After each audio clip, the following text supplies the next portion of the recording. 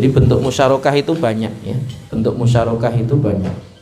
Baik itu musyarakah murni yang nanti ada ada syirkah abdan, ada syirkah inan, ada syirkah, ada berbagai macam bentuknya, ada syirkatul wujud dan sebagainya. Atau kemudian musyarakah yang kemudian kita kenal dengan istilah al-qirat atau murdharabah, itu juga bagian dari bentuk musyarakah sebenarnya, hanya dengan konsep yang sedikit berbeda. Termasuk juga musaqat dan muzaraah, itu juga bagian dari bentuk musyarakah. Hanya baik musaqat atau muzaraah itu ada di pertanian dan perkebunan. Kalau mudharabah itu bisnis yang lebih umum secara dilihat dari lini bisnis yang kemudian dijalani ya. Adapun musaqat itu adalah iqta'u nakhlin aw syajarin aw nakhlin wa syajarin liman yaqumu bisaqihi wa amali sa'ili ma yahtaju ilaihi min khidmatin bi juz'in ma'lumin min thamarihi musya'an fihi, yaitu memberikan pokok kurma atau pokok yang lain, atau kurma dan pokok yang lain tadi itu. Maksudnya dalam bentuk pohonnya sudah ada, hanya bertugas untuk mengairi dan merawat sampai kemudian pohon itu berbuah. Kayak misalnya sawit dirawat sampai kemudian berbuah, atau karet sampai kemudian bisa diteres, atau kemudian pohon-pohon yang lain memang dia sudah ready pohonnya, tinggal di maintenance untuk kemudian diambil hasilnya tadi ya. Itu namanya musaqat, yang kemudian nanti hasilnya dibagi dua di antara mereka yang kemudian bersepakat untuk menjalankan musaqat, baik yang memiliki kebun dan pokoknya tadi itu, atau yang menggarapnya ya.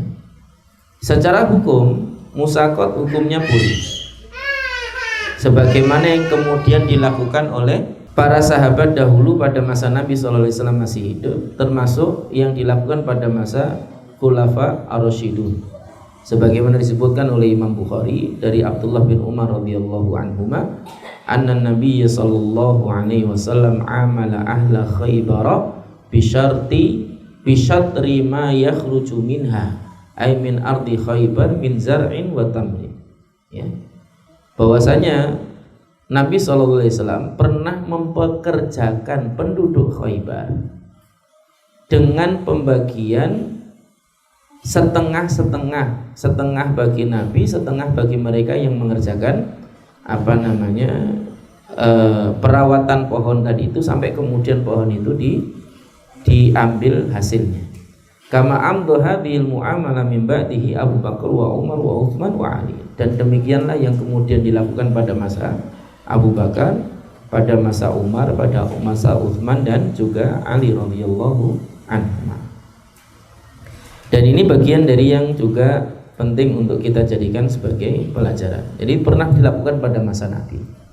Apa saja hukum-hukum terkait dengan musaqat yang penting untuk difahami? Yang pertama ya, ayyakunan nakhlu awish syajaru ma'luman inda ibramil aqdihi fala tajril musaqatu fi majhulin khasyatal gharari wa huwa haram.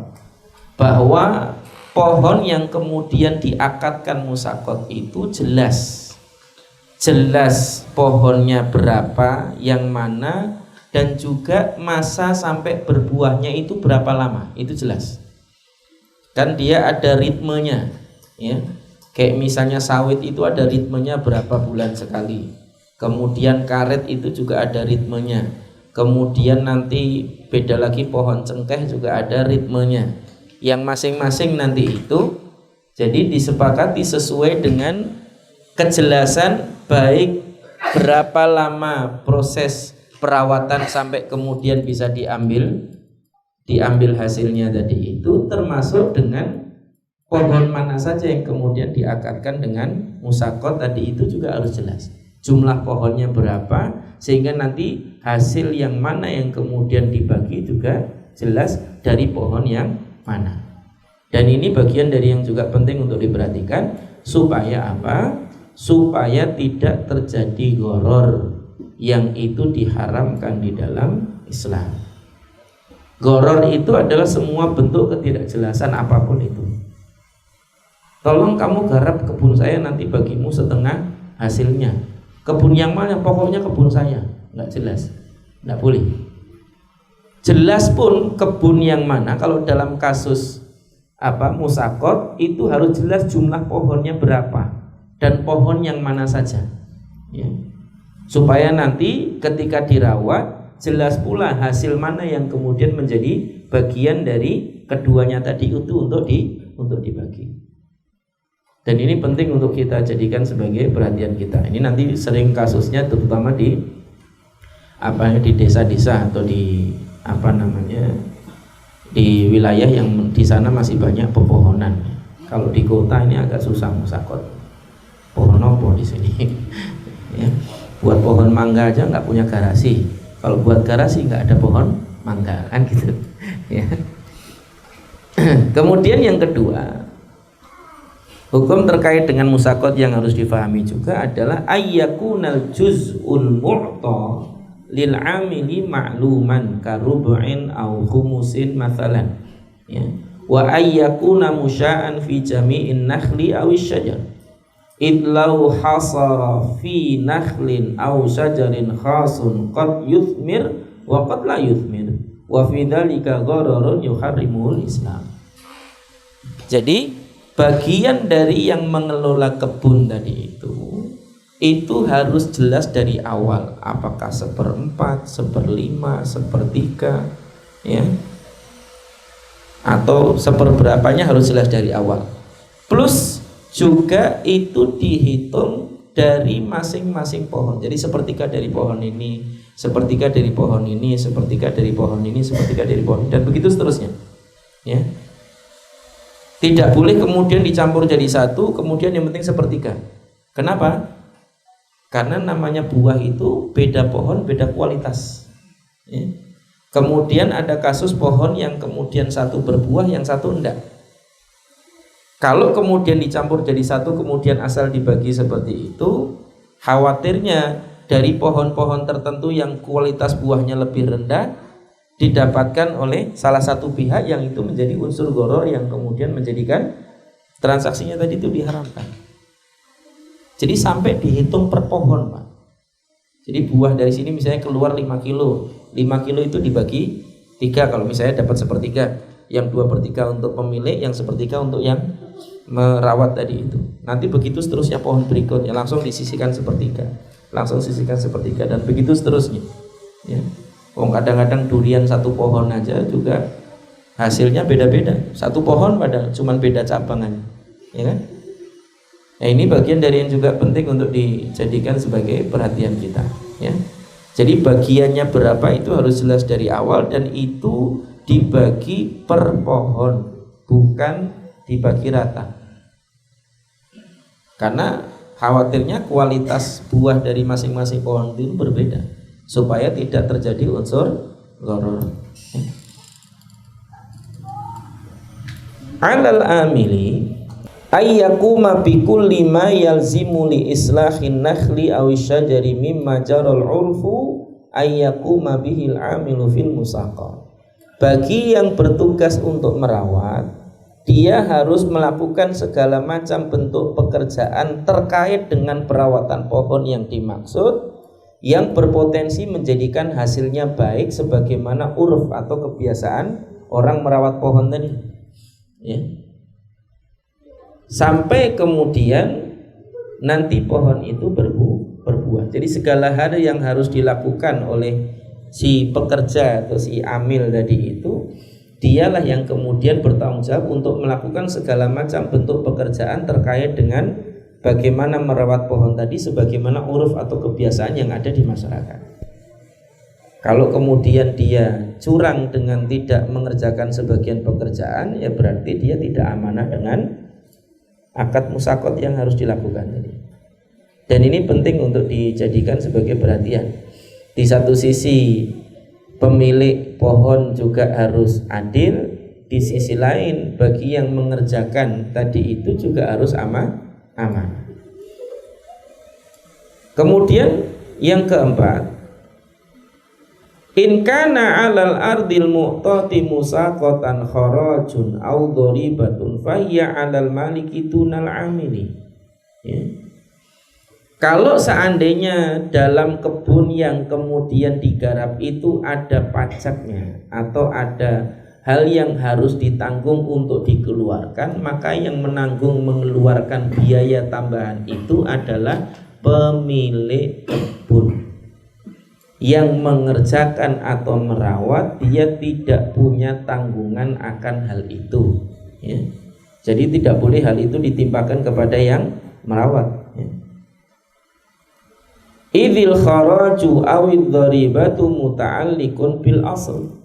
Karena kharaj atau pajak atau yang semisal dengan itu terikat dengan kebun yang dimiliki tadi. Jadi yang bertanggung jawab adalah pemiliknya.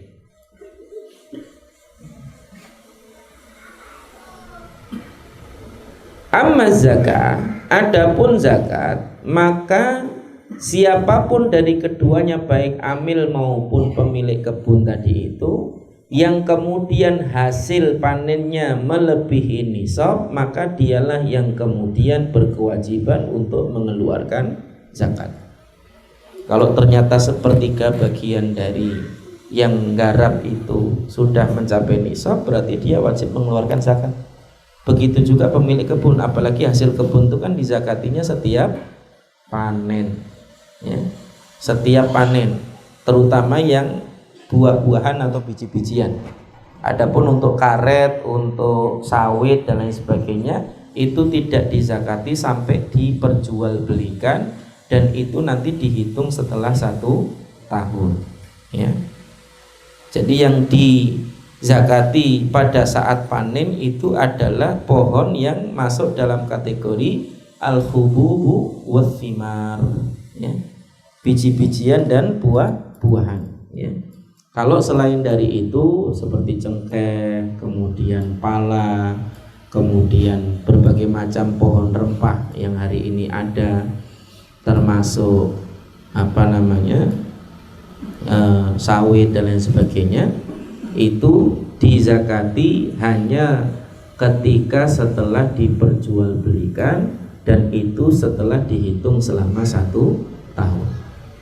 Dan ini penting untuk diperhatikan. Jadi tidak semua hasil kebun itu langsung dizakati saat panen. Begitu juga ternak sama. Ternak yang dizakati itu hanya kambing, unta, sapi.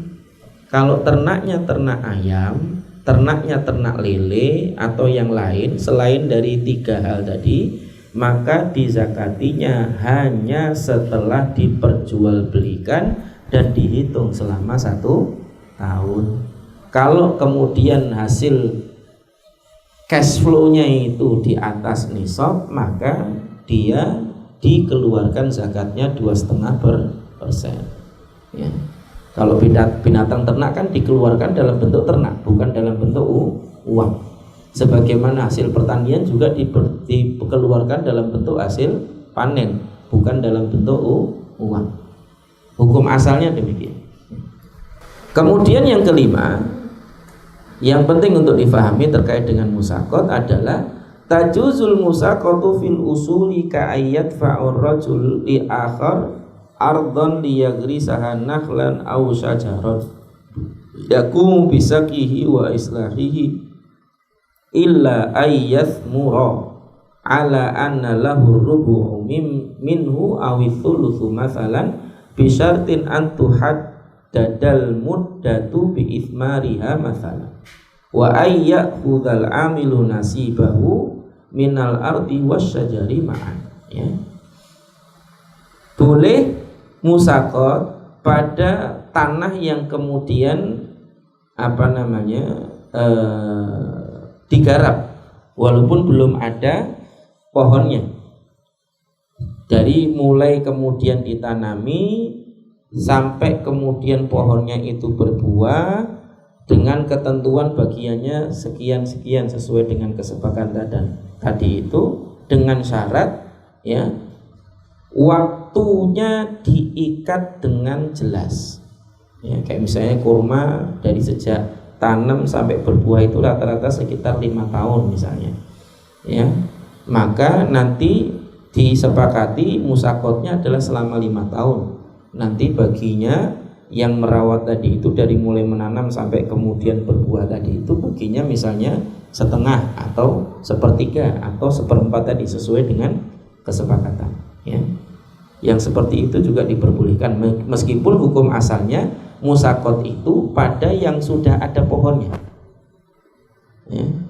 Hukum asalnya musakot itu pada yang sudah ada pohonnya. Tapi kalaupun belum ada pohonnya, beli tanah masih kosong kemudian diakatkan untuk ditanami sampai kemudian dia berbuah dan nanti kemudian buahnya dibagi, itu diperbolehkan dengan catatan harus jelas waktunya berapa lama. 5 tahun kah, 4 tahun kah, 3 tahun, harus jelas. Ya. Kemudian yang berikutnya, lil amili in ajiza anil amali binafsihi ayyuni baghairahu. Bagi yang pekerja yang bertugas merawat kebun tadi itu, hendaklah dia bekerja dengan dilakukan sendiri.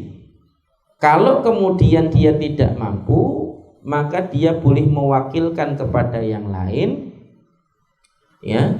Dan bagi yang mewakili tadi itu apa yang berhak didapatkan oleh yang diwakili. Jadi kalau misalnya si A yang harusnya bekerja ternyata sakitnya cukup lama, misalnya 3 bulan, maka digantikan oleh saudaranya si A tadi, si B misalnya, maka si B lah yang kemudian berhak untuk mengambil hasilnya, meskipun akadnya dengan si A. Paham? Ya, jadi yang mewakili itu berhak untuk mengambil hasilnya. Apa yang menjadi bagian dari yang diwakili tadi. In matal amil, in harobal amilu qabla buduwi samarihi, ya. Fali rabbil ardil fashu. Kalau ternyata pekerjanya itu melarikan diri, kabur, sebelum kemudian pohon yang harusnya dirawat itu berbuah, maka bagi pemilik tanah membatalkan akad musaqat. Ya. Wa in haraba ba'da butuwi thamarihi, ya. Kalau ternyata kemudian kaburnya itu setelah muncul buahnya, sudah ada bakal buahnya tadi. Apa istilahnya? Kok nggak enak nyebutnya, Pak? Ya. Pokoknya sudah ada bakal buahnya, bukan kembang, sudah ada buah kecilnya itu, ya. Sudah ada bakal buahnya tadi itu, maka bagi pemilik kebun tadi itu tetap harus menyelesaikan proses perawatannya sampai berbuah, dan bagi yang mengerjakan awal tadi itu bagiannya tetap, walaupun belum sampai selesai, ya. Dan ini bagian dari yang penting untuk diperhatikan. Kalau kaburnya itu setelah sudah nongol buahnya, meskipun belum layak untuk dipetik, ya, dan memerlukan perawatan beberapa waktu lagi baru kemudian bisa dipetik, maka yang menyempurnakan perawatannya tadi adalah pemilik tanah, sedangkan bagian dari si pekerja yang kabur tadi itu tetap harus diberikan kalau sudah nongol buahnya. Tapi kalau kaburnya sebelum nongol buahnya, maka si pemilik kebun boleh membatalkan akad musaqatnya tanpa kewajiban harus memberikan bagian pekerjanya tadi.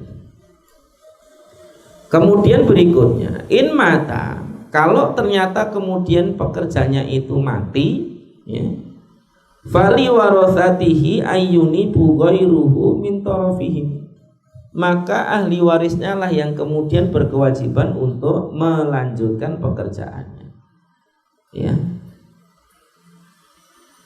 Atau kemudian membuat kesepakatan dengan pemilik kebun tadi itu untuk membatalkan akad musaqat atau meneruskannya, ya. Dan ini bagian dari beberapa ketentuan hukum terkait dengan musaqat jika itu dilakukan, ya. Kayak Pak Hasan ini kan kebunnya banyak tuh di kebun sawit. Ya, kalau kemudian ternyata diwakilkan pengurusannya tadi itu namanya akad musaqat ya. Nanti pembagiannya sesuai dengan kesepakatan antara pemilik kebun dengan pekerjanya tadi. Dengan catatan tadi waktunya harus jelas sesuai dengan ritmenya tadi. Kalau ritmenya misalnya 3 bulan sekali panen, ya berarti 3 bulan itulah yang kemudian jadi akadnya. Nanti hasil panen setelah 3 bulan itulah yang kemudian dibagi, supaya tidak ada unsur gharar di dalam berapa lama dia harus bekerja. Kemudian juga tidak ada unsur gharar terkait dengan buah yang dihasilkan. Kalau ternyata ada pohon-pohon tertentu yang dia tidak berbuah kecuali setelah 4 bulan, itu tidak dihitung ya. Yang dihitung hanya yang kemudian menghasilkan buah setelah akad 3 bulan disepakati tadi. Wallahu a'lam. Al-muzara'ah hiya ayyadfa'a rajulun li akhar ardhan yazra'uha ala juz'in muayyanin musya'in fiha, yaitu seseorang memerintahkan orang lain untuk menanami tanah yang dimilikinya dengan bagian tertentu yang dibagi di antara keduanya. Jadi sebenarnya perbedaan mendasar antara musaqat dengan muzara'ah. Kalau musaqat itu pohonnya sudah ada, tinggal dirawat sampai berbuah. Kalau muzara'ah itu memang dia harus dari mulai nanam, seperti padi kan, mau nggak mau dari nanam. Kan padi itu sekali panen habisin, kemudian nanti diganti pohon yang baru kan. Berbeda dengan sawit yang pohonnya ya itulah, cuman kemudian diambil buahnya berkali-kali. Kalau yang diambil buahnya berkali-kali tadi itu masuk dalam kategori musaqat. Tapi kalau yang diambil buahnya hanya sekali, yang kemudian harus ganti pohon baru, itu namanya muzara'ah ya. Secara hukum muzara'ah menurut jumhur sahabat, tabi'in dan juga para ulama ya, berbeda pendapat. Sebagian membolehkan, sebagian tidak membolehkan. Mereka yang membolehkan berdalil dengan apa yang dilakukan Nabi SAW terhadap penduduk Khaybar. Sebagaimana kita ketahui, tanah Madinah yang paling subur itu adanya di Khaybar. Dan Khaybar itu menjadi milik kaum muslimin itu setelah terjadinya perang Khandaq, ketika kemudian kaum muslimin saat itu mengepung Bani Quraidah di Khaybar ya. Dan ini bagian dari yang kemudian kita dapati dalam sirah Nabi kita.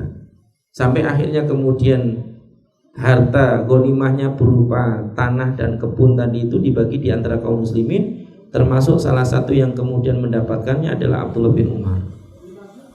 Jadi Abdullah bin Umar itu hidup sehari-hari tercukupi hanya dari hasil kebun Khaybar. Masya Allah. Ini memang salah satu di antara profesi yang mulia itu adalah memiliki kebun atau sawah ya. Bertani maksudnya. Itu salah satu profesi yang mulia.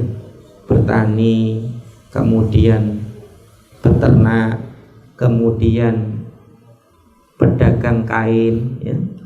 Pokoknya yang terkait dengan kain dari mulai memintal sampai jadi benang, kemudian istilahnya dipintal, bener ya? Kalau jadi benang itu kan dipintal, nanti ditenun sampai jadi kain ya. Itu semua profesi itu bagian dari yang diberkahi. Nanti di dalam kitab Islahul Malnya Ibnu Abi Dunya itu termasuk di antara beberapa profesi yang kemudian dianjurkan untuk ditekuni. Apalagi terkait dengan pakaian itu Pak. Dari mulai menanam pohon yang kapasnya nanti diambil untuk dipintal jadi benang ya. Kemudian ditenun jadi kain, sampai jadi kain, sampai profesi jahitnya, sampai jadi baju yang itu menjadi asbab tertutupnya aurat Pak. Itu dapat pahala semua. Masya Allah. Kalau pelaut nggak mahal kan? Hah? Kalau pelaut nggak sabar, belum. Ya, belum, sebentar ya. Belum selesai. Itu salah satunya ya. Kalau pelaut ini maksudnya apa? Apakah dia pasukan yang bertugas untuk menjaga laut atau memang berprofesi sebagai pelaut dalam arti mencari ikan di laut? Antum yang mana? Antum yang mana nih? Antum nyari ikan apa nyari apa? Kalau profesi nyari ikan itu juga bagian dari yang disunahkan, ya. Tapi kalau dulu para nabi kebanyakan adalah pemburu dan peternak, jarang yang jadi nelayan, ya. Itu profesi para nabi dulu. Nabi Adam itu dia bertani, kemudian juga memintal benang dan menenun kain. Jadi jangan dibilang manusia purba atau manusia pertama dulu itu nggak pakai baju. Itu pemikiran yang salah. Manusia pertama itu Nabi Adam, bahkan sejak masih di surga saja sudah pakai baju. Ya. Ketika kemudian dia makan buah dari pohon yang dilarang, baru kemudian tersingkap auratnya. Lalu kemudian dia menutupi auratnya tadi itu dengan dedaunan dari pohon-pohon surga. Ya. Miwarrokil jannah disebutkan dalam ayatnya. Jadi ketika dia diturunkan ke bumi, dia juga salah satu di antara yang dilakukan adalah bagaimana membuat baju tadi itu untuk menutupi auratnya. Jadi kalau ada yang bilang bahwa manusia purba itu nggak pakai baju, manusia purba yang mana maksudnya gitu? Itu yang penting untuk diperhatikan. Termasuk teori dinosaurus yang hari ini dicekokkan kepada anak-anak kita hari ini, itu teori yang bermasalah sebenarnya. Masih termasuk dalam kategori pseudoscience, ya. Pseudoscience yang masih diperdebatkan tentang eksistensi teori itu betul atau tidak. Dan termasuk sebagaimana teori tentang terjadinya dunia dari mulai proses meledaknya salah satu matahari, dua bintang yang kemudian berbenturan, yang satu meledak, tersisa satu dan lain sebagainya, itu kan banyak teori, ya. Dan sebagian besarnya pseudoscience. Dulu zamannya Plato masih hidup itu mengatakan bahwa manusia itu dari cacing itu dibenarkan. Dia eksperimennya apa? Daging diletakkan di dalam toples, ditunggu berhari sampai busuk, akhirnya keluar belatung. Oh, ternyata manusia itu dari belatung tadi. Teori dia. Waktu itu dibenarkan waktu itu. Manusia mendarat di bulan kenapa? Nggak usah dipikir itu. Itu nggak nambah iman juga. Jadi nggak usah dipikirin kalau manusia mendarat di bulan. Kalau antum mau mendarat di bulan, lah itu baru antum pikirin gimana caranya.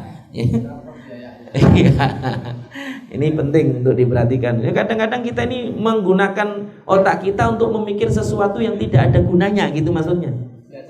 Termasuk apa? Mikirin komentar orang di Facebook. Itu kan ngabisin waktu tapi nggak ada gunanya, ya. Ini penting untuk diperhatikan. Kecuali kalau kasusnya antum mau julitin orang Israel, nggak apa-apa, ya. Julit fisabilillah katanya, ya. Brigade Hasan bin Sabit katanya. Ya, ini bagian dari yang juga penting untuk diperhatikan. Jadi tadi teori-teori seperti tadi itu dipermasalahkan. Lo coba kalau misalnya kita benarkan teori dinosaurus itu. Lo kalau zaman Nabi Adam dulu, dinosaurus itu kayak kita sama kambing. Nabi Adam tingginya 60 kaki kok. 60 hasta, 30 meter. Nah, sedangkan dinosaurus paling tinggi berapa? Ya seperti manusia dengan jerapah, seperti manusia dengan gajah, seperti manusia dengan kambing, sama aja. Ya. Kalaupun misalnya teori dinosaurus itu dibenarkan, jadi tidak sebagaimana digambarkan bahwa dinosaurus itu lebih besar daripada 3 kali lipat bis sekolah misalnya gitu besarnya. Ya kalau diukur dengan manusia sekarang, kalau diukur dengan manusia dulu zaman Nabi Adam, ya sama aja kayak kita sama kambing biasa aja. Ya. Dan itu bagian dari yang juga penting untuk diperhatikan. Belum lagi teori evolusi. Dari T-Rex jadi ayam itu gimana ceritanya kan gitu, ya. Jadi karnivora jadi omnivora kan aneh tuh, ya. Itu kan aneh. Tapi teori itu diamini oleh sebagian ilmuwan itu. Kenapa ya? Karena mereka sendiri bingung dengan teori mereka sendiri, ya. Lah kalau kemudian ada teori dinosaurus, kenapa sekarang sudah tidak ada? Karena dulu hancur karena masa es. Berarti manusia juga ikut hancur. Kalau kemudian ada manusia saat dinosaurus itu ada, ya. Kalau dibilang nggak ada, lo berarti fungsi dinosaurus dipelajari buat apa? Itu nggak ada manusia saat itu. Dipelajarinya fungsinya untuk apa? Ngabisin waktu, itu yang jelas. Dan nggak ada manfaatnya. Ya, kelihatan ilmiah tapi ya nggak ada manfaatnya. Padahal yang paling penting bagi seorang mukmin itu bukan ilmiah atau nggak ilmiah tadi. Min husni islamil mar'i tarkuhu ma la ya'nihi. Di antara tanda kebaikan keislaman seseorang itu adalah ketika dia meninggalkan apa yang tidak ada manfaat bagi dirinya. Bukan masalah itu harus dipelajari atau tidak, lihat manfaat atau tidak. Kalau nggak manfaat nggak perlu dipelajari. Lo ngapain kita pusing meneliti sesuatu yang sudah tidak ada? Kenapa kita tidak harusnya berbekal untuk beramal untuk sesuatu yang bakal ada nanti hari kiamat atau akhirat, ya kan? Supaya nggak habis waktunya. Coba kalian lihat para ilmuwan itu, ya'lamuna dhahirul hayatid dunya. Mereka mengetahui kehidupan dunia itu sampai detil, sampai tahu hitungan berapa gigitan macan. Coba hitungannya berapa joule itu tekanan giginya, yang kalau ibaratnya dibuat gigit apa itu kehancuran damage-nya itu sampai sebesar apa. Itu sampai mereka ngukur kayak gitu. Coba, padahal intinya macan itu apa?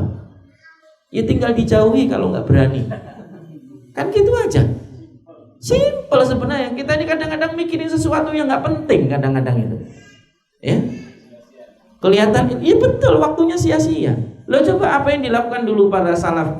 Apakah kemudian mereka meneliti dinosaurus? Enggak. Kenapa? Enggak penting. Karena yang penting itu bagaimana mempersiapkan diri berbekal untuk menghadapi kematian. Itu yang penting.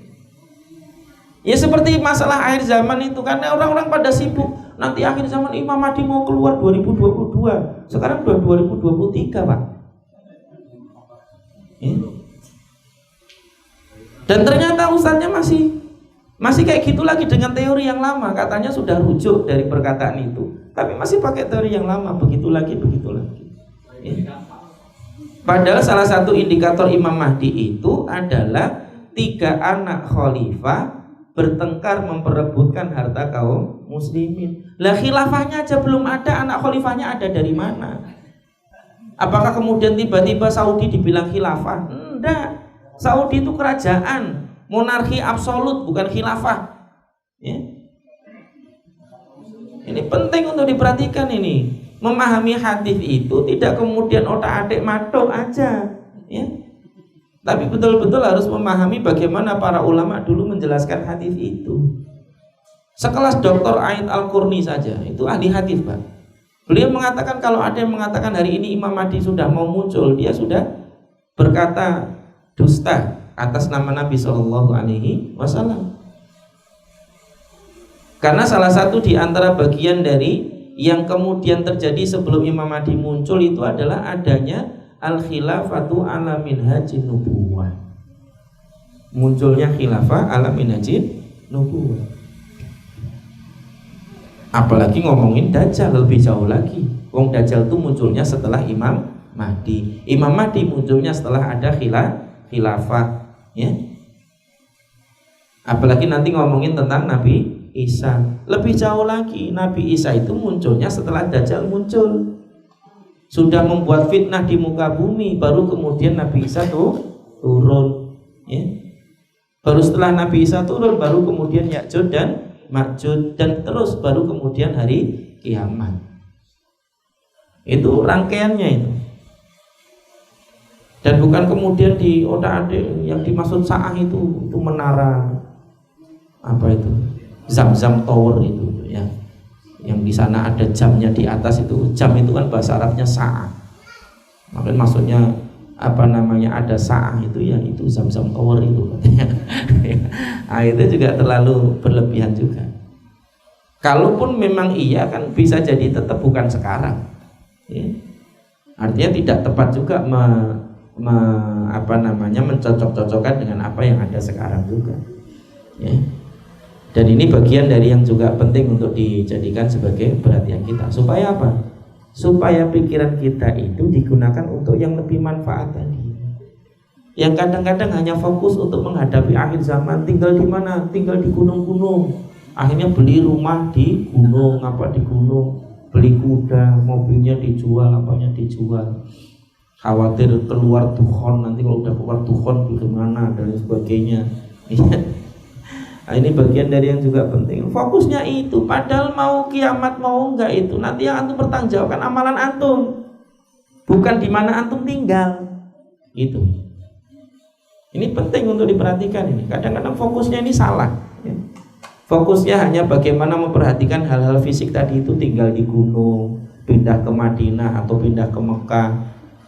Lu antum pindah ke Madinah sekarang, nanti kalau Dajjal muncul tuh kata Nabi, Allah akan mengeluarkan orang-orang yang di hatinya ada kemunafikan dari kota Madinah, sebagaimana pandai besi merontokkan karat dari besi dengan dipanaskan. Yang jadi masalah antum termasuk yang rontok tadi atau enggak, kita enggak tahu. Walaupun antum pindah ke Madinah dari hari ini, karena nanti ketika Dajjal keluar itu di Madinah akan terjadi gempa. Dan setiap kali terjadi gempa akan keluar orang-orang munafik dari Madinah. Dan ini penting, sekaligus mengajarkan kepada kita untuk bertahan di tempat kita dan mempertahankan tempat kita berada. Itu diajarkan saudara-saudara kita di Palestina. Loh, kalau kemudian Madinah yang dilindungi, ngapain saudara-saudara kita di Syam tetap tinggal di Syam? Kenapa nggak pindah ke Madinah aja? Ya kan? Kalau logika-logikaan maksudnya. Ya. Dan itu bagian dari yang juga penting untuk diperhatikan. Bahkan fitnah nanti juga adanya di Palestina. Kemudian fitnah itu juga habisnya juga di Palestina. Meninggalnya Dajjal kan di Palestina, di gerbang Lot atau Babuluddin. Dan itu bagian dari yang juga penting untuk difahami. Ini memahami hadis secara utuh itu penting. Dan harusnya memahaminya juga bagaimana para salaf dulu memahami hadis itu. Nggak usah kemudian diterjemahkan sendiri. Ya.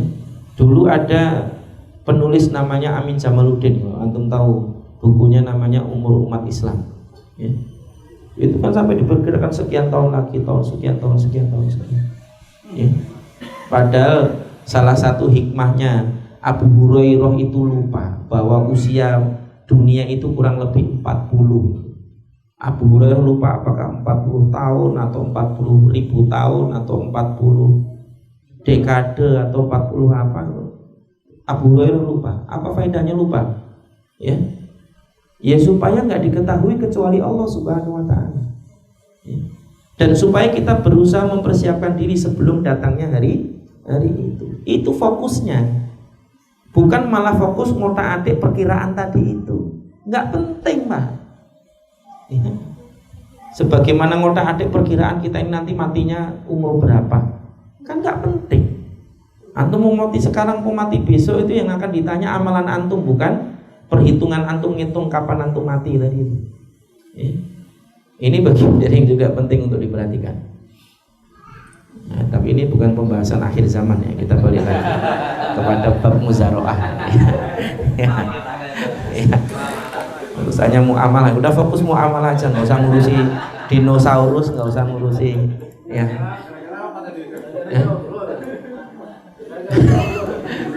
Gara-gara dinosaurus tadi itu kan.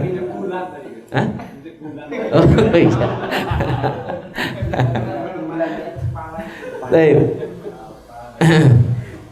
Jadi ada sebagian ulama yang membolehkan tentang muzaroah, ada sebagian ulama yang tidak membolehkan. Bagi yang membolehkan tadi berdalil dengan apa yang dilakukan Nabi pada penduduk Khaybar, di mana Nabi memkerjakan mereka untuk menggarap kebun di Khaybar dengan dibagi dua hasilnya. Disebutkan dari Imam Bukhari bahwa Nabi SAW mempekerjakan penduduk Khaybar dengan pembagian dari apa yang dihasilkan dari kebun-kebun yang ada di Khaybar, ya, baik buah ataupun tanaman. Fakana yu'ti azwajahu mi'ata wasakin, di mana Nabi itu memberikan setiap istrinya itu 100 wasak. Satu wasak itu 60 sok. Satu wasak itu 60 sok. Jadi kalau 100 wasak berarti 600 sok. Zakat fitrah itu 1 sok. Nisab zakat itu 300 sok. Kita bisa bayangkan tuh hasil kebunnya Nabi dan luasnya kebunnya Nabi itu berapa ya. Karena masing-masing istrinya dapat 100 sok ya. Kenapa?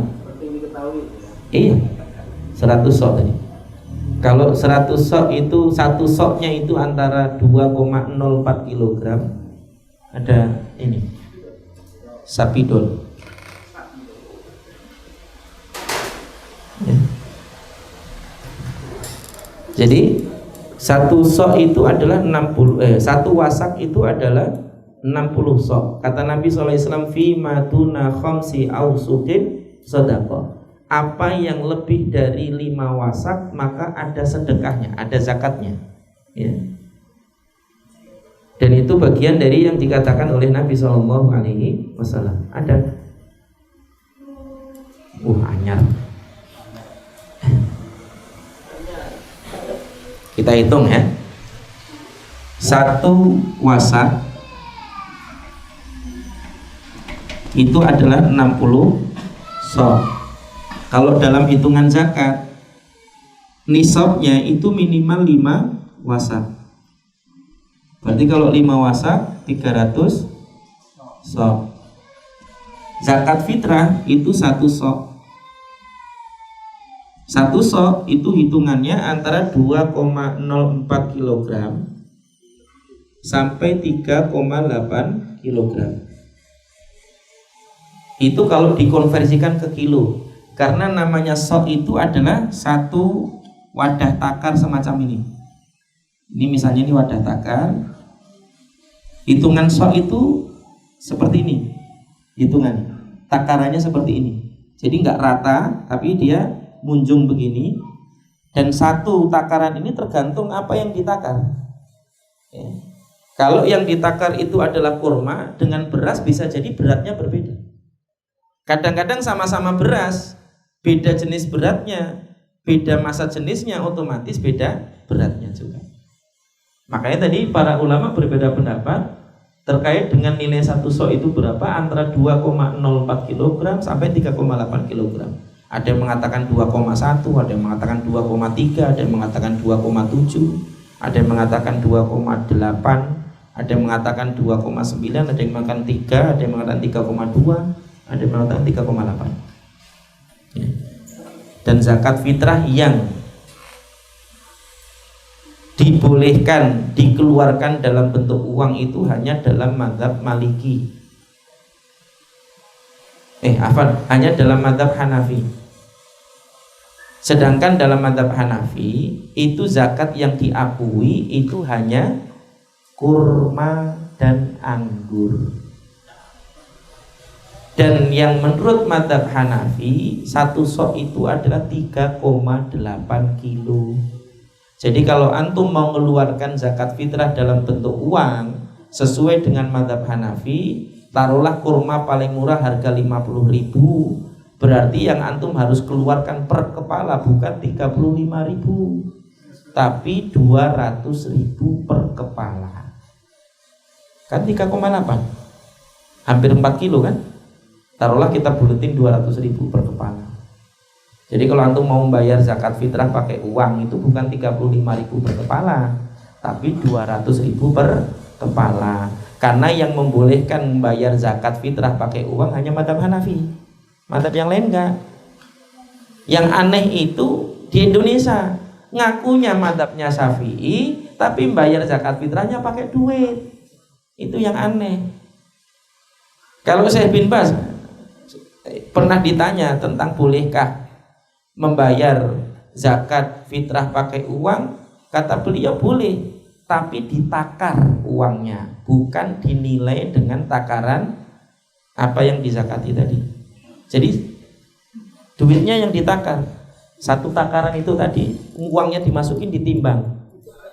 Satu takaran. Itulah yang dizakatkan. Nah, mau merah semua, mau hijau semua, mau biru semua, terserah ya. Yang penting uangnya yang ditakar. Pilih yang mana wes sekarang. Ya.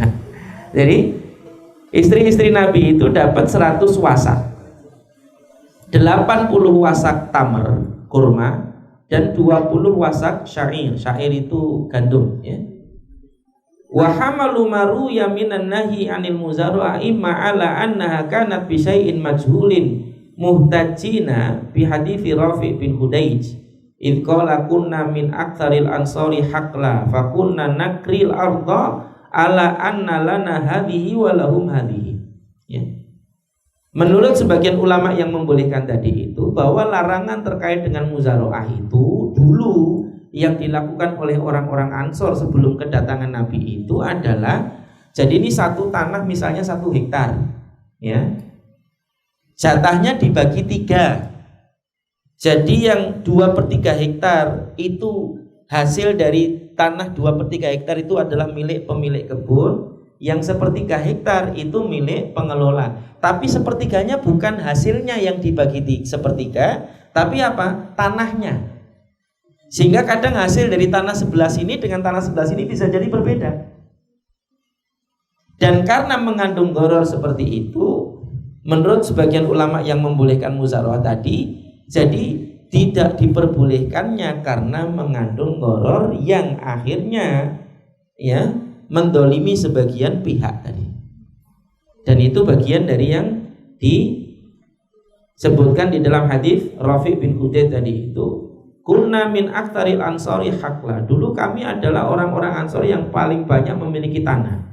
Fakunna nakril ardo, di mana kemudian dulu kami mempekerjakan orang untuk menggarap tanah tadi itu, kemudian dibagi tanahnya tadi itu. Hasil dari sini buat kami, sedangkan hasil dari sana buat kamu, ya. Farubama akhrajat hadhihi wa lam takhruj hadhihi. Padahal bisa jadi di sini bisa jadi tumbuh, di sana enggak tumbuh. Di sini bisa jadi hasilnya bagus, di sana hasilnya kurang bagus, ya. Fanahana an dzalika, maka kemudian Nabi sallallahu alaihi wasallam melarang kami untuk melakukan hal itu.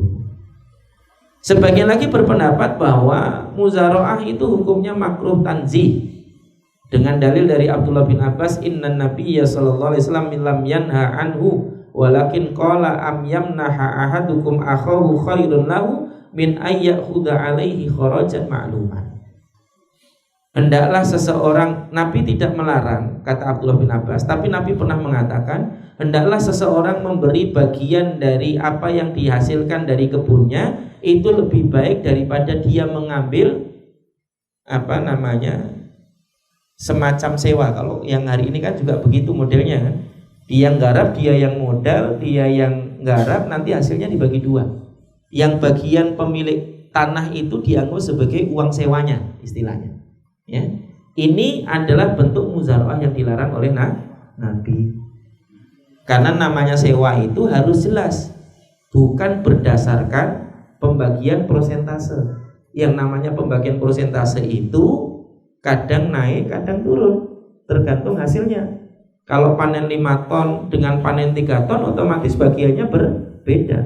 Sehingga memberikan sewa dengan nilai hasil berdasarkan persentase itu mengandung gharar, sehingga tidak boleh. Kalau sewa itu nilainya harus jelas. Karena dia jual beli manfaat, dan jual beli manfaat itu harganya harus jelas. Misalnya uang sewanya 1 ton misalnya, ya tinggal dibayar 1 ton. Mau hasilnya 1 ton ya tetap bayar sewa 1 ton. Mau hasilnya 10 ton juga tetap bayar sewanya cuma 1 ton. Jadi nilai sewanya jelas. Kalau mau dibayar dalam bentuk hasil panen, tapi nilai pembayarannya harus jelas, bukan prosentase. Kalau sewa didasarkan persentase itu mengandung gharar, dan itu yang kemudian masuk dalam kategori makruh tanzih sebagaimana riwayat dari Abdullah bin Abbas tadi itu. Dan ini penting untuk dijadikan sebagai perhatian. Ada beberapa hukum terkait dengan muzaraah yang harus diperhatikan. 1. Antakunal muddata mahdudatan muayyanatan. Hendaklah waktu kerjasama untuk muzaraahnya itu jelas. setahun kah, 3 bulan kah, setengah tahun kah, atau 2 tahun kah, jelas. Sehingga nanti hasil yang dibagi juga jelas. Wa ayyakunal juz'ul muttafaq alaihi ma'lumal qadri kan nisfi awil thuluthi awil rubu'i masalan. Adapun bagian yang disepakati untuk dibagi tadi itu jelas kadarnya, setengah kah, sepertiga kah, seperempat kah, dan lain sebagainya. Wa ayyakuna musya'an fi jami'i ma yakhruju minal ardi, dan itu dibagi rata dari semua yang keluar hasilnya dari yang ditanami tadi itu. Falau qila laka ma yambutu fi kadza lam tasih. Kalau seandainya kemudian yang dibagi itu berdasarkan wilayah tadi, yang tumbuh di sini bagianmu, yang tumbuh di sana bagianku, tidak boleh. Tapi dia harus dibagi rata. Hasil dari satu wilayah kebun yang digarap tadi itu hasilnya dibagi 3 atau dibagi 2 atau dibagi 4 sesuai dengan kesepakatan tadi. Ya. Kemudian berikutnya ayyakunal budru min sahibil ardh. Benih, pupuk itu semuanya dari pemilik tanah, bukan dari yang garap. Ya.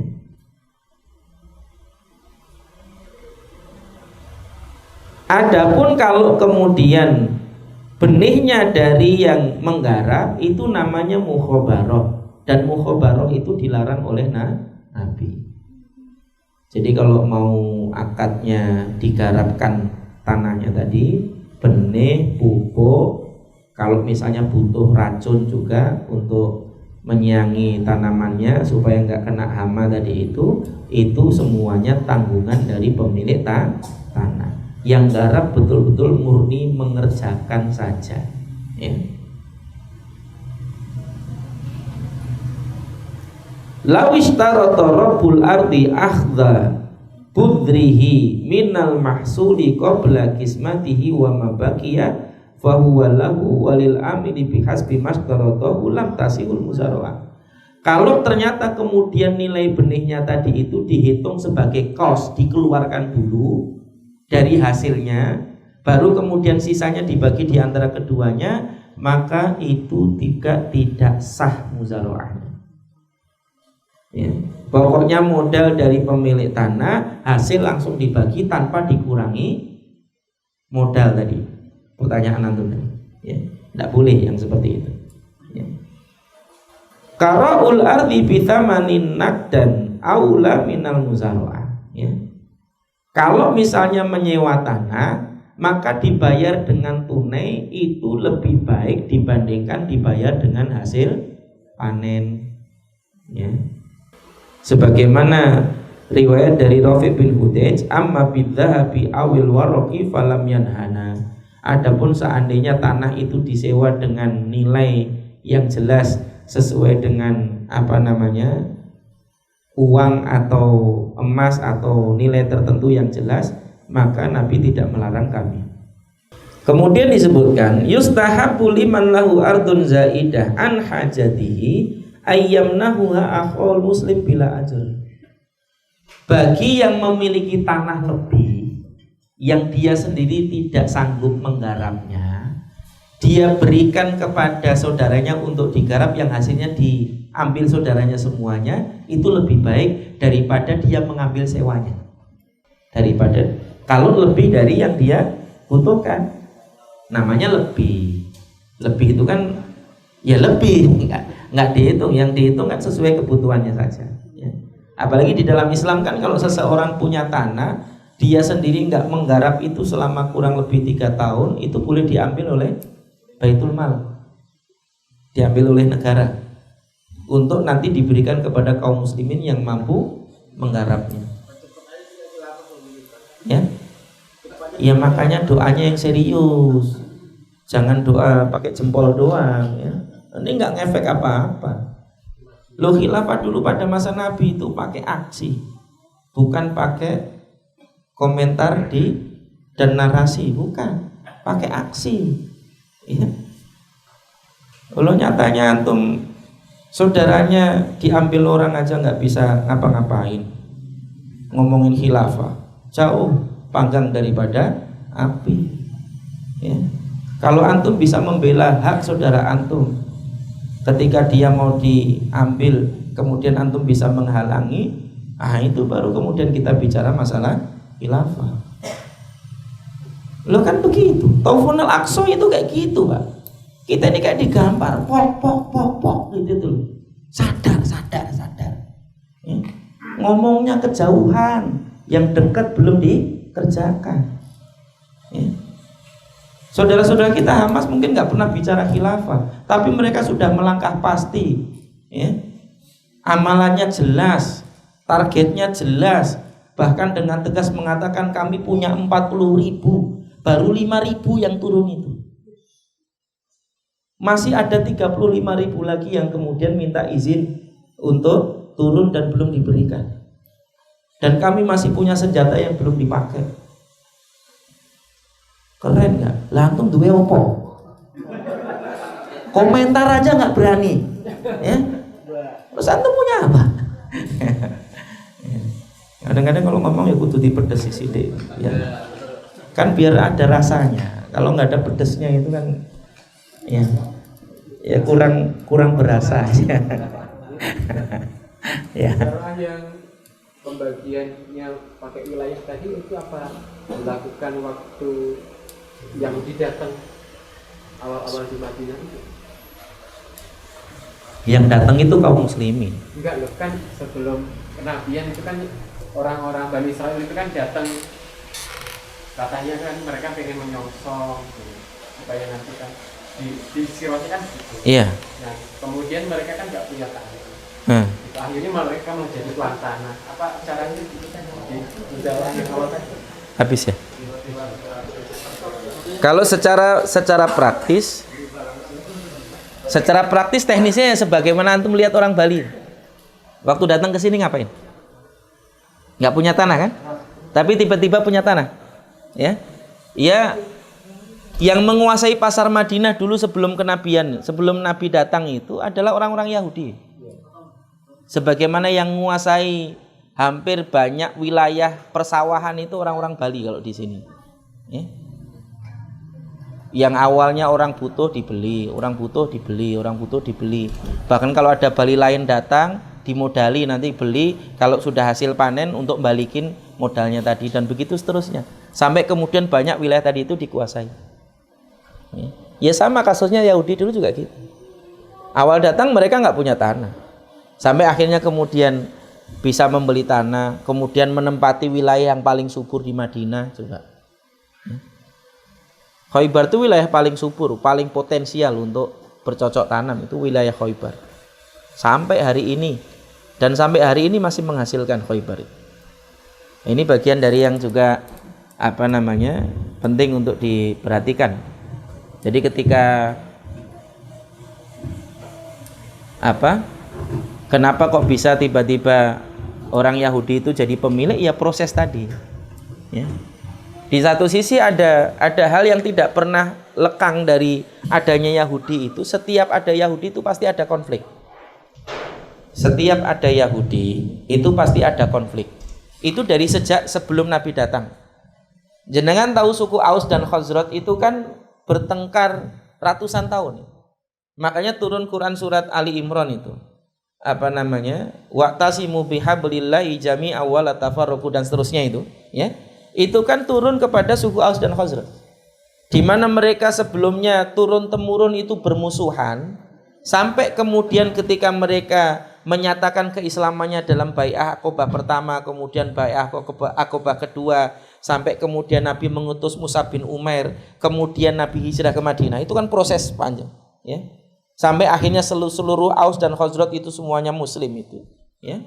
Kemudian Allah jadikan dari yang awalnya mereka bermusuhan ratusan tahun kemudian jadi bersaudara, ya. Dan itu bagian dari yang terjadi pada mereka. Dan itu dimanfaatkan oleh orang-orang Yahudi. Jadi karena mereka itu sering ribut, berseteru, mereka nggak konsen ngurusi ekonomi. Ekonomi yang ngurusi siapa? Yahudi. Makanya nggak usah heran wilayah Timur Tengah itu dibikin ribut terus. Yang megang duitnya siapa? Yahudi. Dan itu bagian dari yang kemudian kita dapati sampai hari ini. Pokoknya selama ada Yahudi itu mesti ribut. Sampai Nabi di tahun ke-5 atau ke-6 Hijriah, sampai terjadinya perang Khandaq itu, baru kemudian keributannya mereda. Sebelumnya dari sejak perang Badar, perang Uhud, sampai perang Khandaq itu, ribut itu selalu mesti ada unsur campur tangan Yahudi di situ. Padahal dari awal sejak Nabi datang sudah membuat perjanjian, ya, untuk tidak saling mengganggu. Jadi kalau ada yang mengatakan, lu Yahudi dulu aja dilindungi Nabi. Iya, dilindungi Nabi kapan? Ketika Nabi baru hijrah. Tapi ketika kemudian mereka bikin ribut dengan Nabi, mereka diusir dari Madinah. Jadi baca sirahnya yang lengkap gitu loh. Ini penting untuk diperhatikan. Ya. Kadang-kadang ngomong asal jeplak aja, nggak lihat sirahnya secara lengkap tadi. Padahal secara lengkap disebutkan begitu. Sampai Nabi itu menjadikan Madinah bersih dari Yahudi, baru kemudian lebih tertata dan lebih rapi. Tidak ada konflik di sana. Kalaupun ada Yahudi di situ bukan sebagai komunitas Yahudi, tapi sebagai person Yahudi, dan dia mau tunduk dengan aturan Nabi, baru boleh. Ya. Ketika Nabi datang ke situ kemudian bikin pasar kan gitu juga. Nabi datang itu apa yang dilakukan Nabi pertama kali? Bikin masjid. Setelah bikin masjid, mempersaudarakan antara Muhajirin dan Ansor. Kemudian bikin masjid. Kemudian setelah bikin masjid, apa yang kemudian dilakukan Nabi? Bikin pasar. Ini pondasi masyarakat semua nih. Menjalin hubungan yang baik antara masyarakat pendatang dengan pribumi. Ya. Kemudian yang kedua adalah dengan membangun masjid sebagai pusat keilmuan dan juga pusat interaksi. Baru kemudian setelah itu membangun ekonomi dengan membuat pasar. Sampai Nabi mengatakan ini adalah pasar kami. Maka kaum muslimin hendaklah berdagang di pasar ini. Ya. Dan kaum muslimin membeli dari pasar ini. Itu kan sempat dihancurkan oleh orang-orang Yahudi karena merasa tersaingi. Sampai akhirnya kemudian Nabi dirikan ulang lagi. Sampai akhirnya kemudian kaum muslimin berjual beli di situ. Karena dakwah Islam cukup pesat di Madinah. Ya akhirnya apa? Ya otomatis ambruk sendiri. Orang Yahudi itu dapat duit dari mana? Dari kaum muslimin, dari dulu sampai hari ini. Ya. Jadi kalau kita dari sekarang, jangan hanya boikot itu ketika Palestina diserang aja. Kalau perlu sampai selamanya boikot itu. Tumbang lah itu. Ya.